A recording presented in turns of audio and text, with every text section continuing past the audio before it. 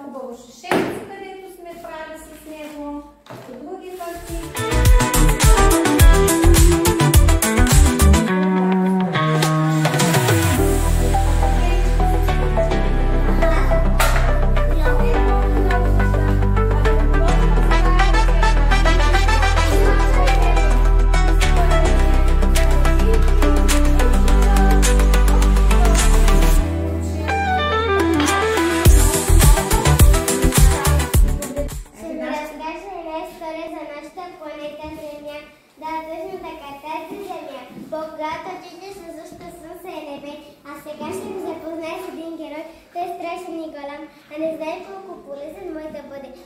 Не колкото тяло е състоено, каквото изхвърляме ние.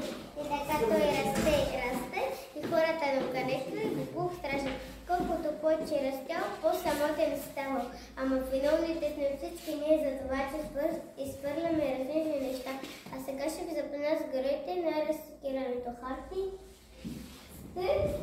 пластика. Те помогнаха на Куклук страшен да се намерят приятели. Аз съм Хартик. Имам една вълшебна кутия, която всичко старо превръща в ново. Знаете ли, деца, какво събирам в моята синя? Да. Какво събира хартия? Хартия още какво друго събира? И картон. Добре. Кой ще ми помогне да ги събере? Аз. Иван и Марина.